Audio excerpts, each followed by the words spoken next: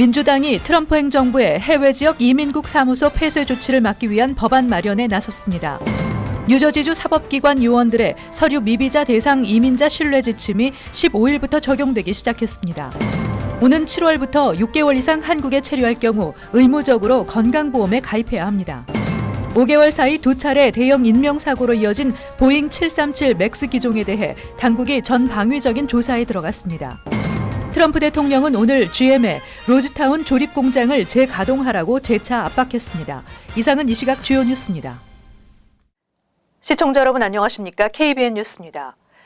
트럼프 행정부가 한국 등 해외 지역의 이민국 사무소를 전면 폐쇄 조치하기로 한 가운데 민주당이 이를 저지하기 위한 법안 마련에 나섰습니다.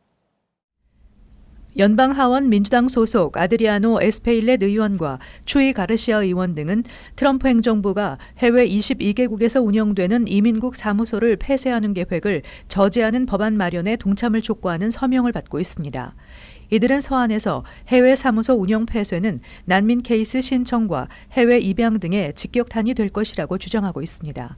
이에 대해 연방이민서비스국은 해외 사무소 폐쇄는 단지 인력 순환을 위한 것이라며 국토안보부, 국무부와 연계해 이번 조치로 인한 영향이 최소화되도록 할 것이라고 해명했습니다. 이민서비스국은 폐쇄 조치로 수천만 달러 예산 절감 효과도 있을 것이라고 밝혔습니다. 이민국 해외사무소 폐쇄 조치 계획은 트럼프 대통령이 발표한 2020 회계년도 예산안에는 포함되어 있지 않지만 국무부 예산 지원을 23% 삭감하는 안이 담겨 있습니다. 또 예산안에는 각종 이민 신청 수수료에 10% 할증료를 부과해 앞으로 10년 동안 이민국 예산 50억 달러를 충당하는 안도 포함되어 있습니다. 뉴저지주 사법기관 요원들의 서류 미비자 대상 이민자 신뢰 지침이 15일부터 적용되기 시작했습니다. 뉴저지주 3만여 명의 각 분야 사법기관 요원들은 업무를 처리할 때 서류 미비자와 관련됐을 경우 이민자 신뢰 지침을 준수해야 합니다. 지난해 말 뉴저지주 거비어 그루월 검찰총장이 발표한 이민자 신뢰 지침은 경관들과 검사, 셰리프, 교도관 등의 사법기관 요원들은 심각한 범죄 수사와 연관되지 않으면 이민자 신분에 대해서는 질문하지 않으며 불법 체류로 의심해 질문, 체포, 수색, 구금을 할 수 없습니다. 또 뉴저지 경찰은 IC가 벌이는 업무에 참여하고 도울 수 없으며 강도, 살인 등 중범죄가 아닌 일반 집과 업소 등을 대상으로 하는 서류 미비자 체포 급습 작전에도 참여할 수 없습니다. 이와 함께 교도관은 제한된 조건에서만 IC가 체포한 사람을 수감할 수 있고 검사들은 재판을 할 때 증인이 서류 미비자라도 그의 증언이 효력이 없다고 판단해서는 안 되며 경찰과 검찰이 범죄 피해자나 증인이 서류 미비자일 때에는 TU와 같은 특별 비자를 발급받도록 도움을 줘야 합니다. 한편 지난 12일 낸시 펠로시 연방 하원 의장과 조 프로그램, 니디아 벨라스케스 등 민주당 소속 하원 의원들이 연방 의회에 상정한 드리머 구제 법안인 꿈과 약속 법안이 시행될 경우 뉴저지주에서만 10만 명이 넘는 서류 미비자 청소년들이 혜택을 받을 것이라는 예측이 나왔습니다. 이 법안은 다카 프로그램 수혜자들을 포함해 미 전국 200만 명의 드리머들에게 영주권 취득은 물론 시민권 취득의 길도 열어주는 새로운 드림 액트 법안입니다. 외국인에 대한 한국 건강보험 자격 관리가 강화됩니다. 오는 7월부터 6개월 이상 한국에 체류할 경우 의무적으로 건강보험에 가입해야 하며 건강보험료를 체납할 경우에는 체류기간 연장, 재입국 등이 거부될 수 있어 주의가 요구되고 있습니다. 어제 한국보건복지부와 건강보험공단에 따르면 재외국민과 외국인이 건강보험 혜택을 받을 수 있는 최소 체류 기간을 기존 3개월에서 6개월로 늘렸으며 가입 후 연속해 30일 이상 출국 시 건강보험 지역 가입자 자격도 박탈하도록 했습니다. 한층 더 강화된 이번 규정에 따라 오는 7월부터는 한국에 입국해 6개월 이상 체류하면 지역 가입자로 의무 가입해야 하기 때문에 재외국민을 포함한 약 55만 명의 외국인이 지역 가입자로 새로 의무 가입해 건강보험료를 내야 할 것으로 보입니다. 그동안은 한국에 입국해 3개월 이상 체류하면 개인의 필요에 따라 선택적으로 건강보험에 가입할 수 있었지만 짧은 체류 기간과 임의 가입으로 인해 일시적으로 입국해 건강보험에 가입한 후 고액의 진료를 받은 후 출국하는 사례에 대한 지적이 많았습니다. 외국인에 대한 보험료도 인상됐습니다. 올해 1월부터 외국인 지역 가입자 세대는 전년도 건강보험 전체 가입자 평균 보험료 이상을 내야 합니다. 이와 함께 오는 5월부터는 건강보험료 체납 외국인의 정보가 법무부로 넘어가 체류기간 연장 허가, 재입국 등 각종 출입국 심사 때 불이익을 받을 수 있습니다. 2018년 6월 말 기준 한국 건강보험에 가입한 외국인과 재외국민은 94만 명입니다. 5개월 사이 두 차례 대형 인명사고로 이어진 보잉 737 맥스 기종에 대해 당국이 전방위적인 조사에 들어갔습니다. 해당 기종의 안전 승인 과정에서 보잉과 항공당국의 유착관계가 있었는지를 들여다보겠다는 것입니다. 지한샘 기자가 전해드립니다. 교통부는 연방항공청의 737 맥스 승인 과정을 조사하고 있고 법무부 차원에서도 별도의 수사가 진행되고 있습니다. 워싱턴 DC 대배심은 737 맥스 8 기종의 안전 승인 과정에서 연방항공청과 보잉 간 이메일, 메시지, 통신 기록 등을 제출하라고 연방항공청에 명령한 것으로 알려졌습니다. 대배심의 자료 제출 명령은 법무부 형사과 검찰 명의로 이뤄졌습니다. 연방검찰이 민간 항공사의 안전 승인 문제를 조사하는 것은 극히 이례적인 일입니다. 교통부도 연방항공청을 상대로 737 맥스의 안전 승인 과정을 조사하고 있습니다. 당국자에 따르면 교통부의 조사는 지난해 10월 인도네시아 라이언에어 소속 같은 기종의 추락 참사 이후 시작됐으며 사고와 관련된 항공기 안전 시스템에 초점을 맞추고 있습니다.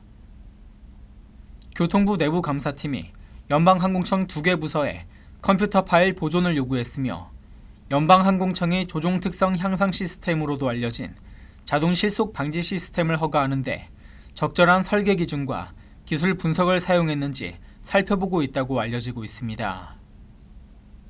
연방항공청은 737 맥스가 설계 분석, 지상 비행 시험, 유지 관리 조건, 한국 당국과의 협력 등 항공청의 표준 승인 절차에 따라 승인됐다고 밝혔고 앞서 보잉도 당국이 제시한 요건에 맞게 승인 절차를 거쳤다고 밝힌 바 있습니다.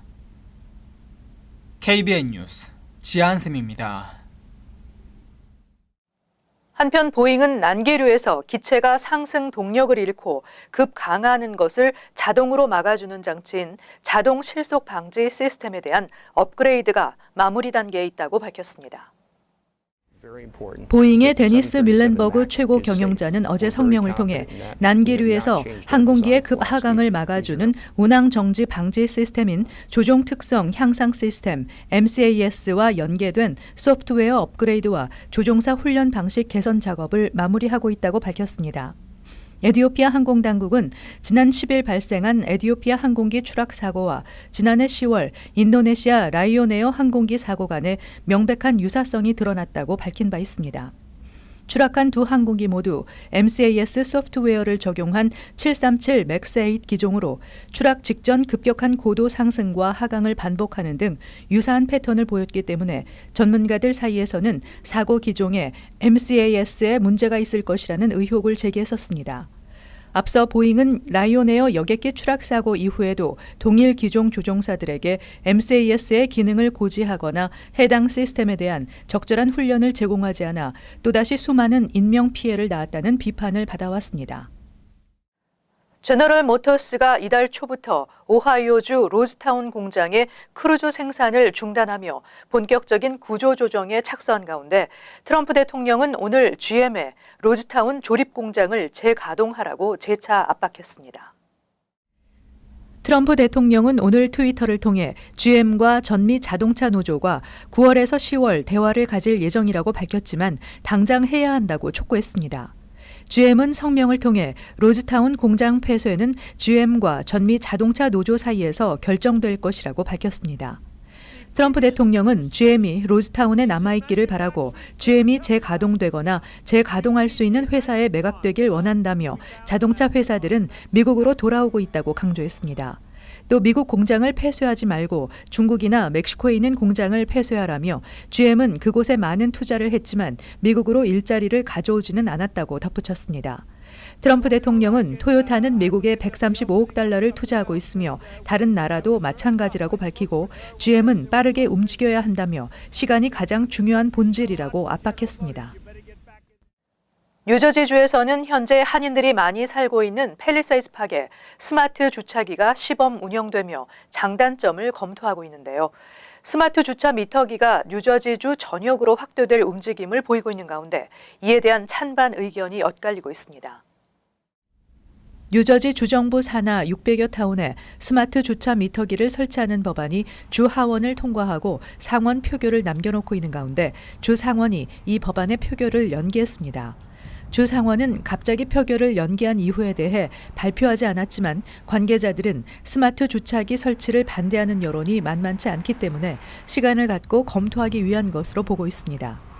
스마트 주차기에 대한 찬성 의견으로는 온라인 앱으로 주차비를 내고 시간이 지났을 때는 직접 나가지 않아도 식당 등에 앉아서 추가 주차비를 내기 때문에 편리하다는 입장을 보이고 있습니다. 그러나 반대하는 주민이나 운전자들은 스마트 주차기가 설치되면 훨씬 많은 위반 티켓을 받을 것으로 우려하고 있습니다. 전문가들은 현재 뉴저지주 전체 타운에서 한 해 250만 장 정도 발행되는 주차 위반 티켓이 스마트 주차기가 설치되면 최소 600만 장에서 많으면 700만 장까지 발부될 것으로 예상하고 있습니다. 겨울철 이상 기상 현상인 폭탄 사이클론이 미 중서부를 강타해 눈과 결빙이 급속 해동되면서 홍수 피해가 속출하고 있습니다. 현재까지 최소 1명이 숨지고 2명이 실종됐습니다. 네브라스카에서부터 사우스다코타와 아이오와, 캔자스, 위스콘신, 미네소타, 일리노이까지 폭넓은 지역이 폭탄 사이클론의 영향권에 들어 50년의 최악의 홍수 피해가 발생해 비상사태가 선포됐습니다. 폭탄 사이클론은 북극 기류와 습한 공기가 만나 생성되는 저기압성 폭풍입니다. 미시시피 강을 비롯해 일부 하천의 수위는 기록적인 수준으로 올라갔고 하천이 범람한 지역에 대해서는 강제 대피령이 내려졌습니다. 미주리 강이 지나는 아이오와 남부 밀스 카운티와 네브라스카 플래트 강을 끼고 있는 프레몬트시는 주민들에 대해 대피령이 내려졌습니다. 중서부 지역을 남쪽으로 가르는 29번 주간 고속도로의 일부 구간이 통제되고 곳곳에 교량도 끊기면서 교통이 마비됐습니다. 파워볼 복권의 잭팟 당첨자가 나오지 않으면서 잭팟 당첨금이 무려 5억 5천만 달러로 치솟았습니다. 파워볼의 다음 추첨은 오는 20일입니다. 파워볼 복권이 16일 추첨에서 1등 당첨자가 나오지 않아 당첨금 액수가 천문학적 액수를 기록하고 있습니다. 5억 5천만 달러는 파워볼 역사상 8번째로 큰 액수로 역대 최고 당첨금 액수는 지난 2016년 1월에 추첨된 15억 8,600만 달러입니다. 메가밀리언 복권을 포함해 1등 당첨 복권이 한 장만 뽑혀 역대 최대 금액의 당첨금을 받은 경우는 지난해 10월에 15억 3,700만 달러였습니다. 한편 16일 추첨에서 100만 달러를 받은 2등상은 뉴저지주에서 나왔는데 복권 구입자는 파워볼 당첨 숫자 30, 34, 39, 53, 67, 파워볼 11 중에 앞에 5 숫자는 맞았지만 파워볼 번호가 틀려 잭팟 당첨에 실패했습니다.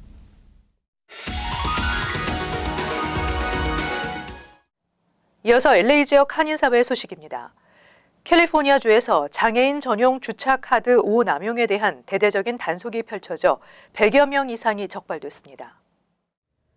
캘리포니아주 차량 등록국 DMV는 지난 한 달 동안 LA와 볼드윈, 벤츄라 등 18개 도시에서 장애인 전용 주차카드 불법 사용 단속을 벌인 결과 불법 사용자 106명을 적발했다고 밝혔습니다. 특히 각 도시 가운데 장애인 전용 구역에 불법 주차를 가장 많이 하는 지역은 LA로 15명이 적발됐으며 이들은 최소 $250에서 최대 $1,000의 벌금을 부과받을 수 있습니다. 한편 DMV는 지난해 7월 이후에도 장애인 주차카드 불법 사용자 13,494명을 대상으로 조사를 벌여 총 1,248명을 적발했다고 덧붙였습니다. 뉴질랜드 이슬람 사원에서 총격 테러 사건이 발생한 이후 남가주 지역에서도 보안이 대폭 강화되고 있습니다. LA 경찰국과 LA 카운티 셰리프국은 어제 뉴질랜드의 이슬람 사원 2곳에서 발생한 총격 참사 사건이 LA와는 연관은 없지만 만약의 경우에 대비해 남가주 이슬람 사원 곳곳에 추가 인력을 배치했다고 밝혔습니다. 당국은 뉴질랜드 총기 테러 사건을 계속 예의주시하고 있다며 주민들은 이슬람 사원에서 어떤 수상한 행동이나 잠재적 범죄 행위를 목격할 경우 즉시 신고해달라고 당부했습니다. 한편 LA 한인타운 벌몬 애비뉴에 위치한 이슬람 센터와 오렌지 카운티 이슬람 인스티튜트에서도 추모 예배가 진행됐습니다. 이어서 간추린 소식입니다. 지난해 7월부터 올해 1월 사이 3차례나 외국인 특기자 모병 프로그램인 매분이 입대자 4,200명의 이름과 소셜 시큐리티 번호, 입대 날짜, 주소, 신원조회 상태 등의 개인 정보가 유출됐다고 워싱턴 포스트가 보도했습니다. 신문은 유출된 정보가 중국이나 러시아 정부의 손에 넘어갈 경우 미군에 입대했다는 이유만으로도 이들 이민자들과 가족들이 사형에 처해질 수 있다고 경고했습니다. 코리아 소사이어티는 어제 뉴욕 한인회관 한인이민사박물관이 오는 23일까지 열리는 아시아위크의 특별 투어 장소로 선정됐다고 밝혔습니다. 특별 투어는 오는 21일 오전 10시에 진행됩니다. 뉴욕 한인이민사박물관에는 115년 동안의 미국 한인 이민 역사가 초기, 중기, 대거 이민 시대와 세대 교체, 변화 시대 순서로 정리된 한인 이민사 디지털 자료와 유물이 전시돼 있습니다. 뉴욕 한인 간호협회는 박상희 부회장을 제20대 신임 회장으로 선출했습니다. 임기는 즉시 시작됐으며 2년간입니다. 박 신임 회장은 협회 인원 확대를 비롯해 정보 교환, 일자리 창출, 네트워킹 강화를 위해 힘쓰겠다고 포부를 전했습니다. 뉴욕 한인 간호협회는 매달 3번째 월요일에 플러싱몰에서 뉴욕 한인 의사협회와 함께 위케어 클리닉을 통해 보험 없는 사람들에게 건강검진을 제공하고 있습니다. 15일 퀸즈 베이사이드 카도조 고교에 총기를 소지한 학생이 있다는 신고를 받고 경찰이 출동했으며 학교 내부와 학생들을 수색한 결과 실제 총기가 아닌 비비탄 총을 갖고 있던 아시안 학생을 체포했으며 학생은 한인 남학생으로 알려지고 있습니다. 시 교육국 측은 경찰이 현장을 샅샅이 수색한 후 외출 금지 조치를 해제했다며 이번 사건으로 인한 사상자는 발생하지 않았다고 밝혔습니다. 계속해서 환율과 증권 소식입니다.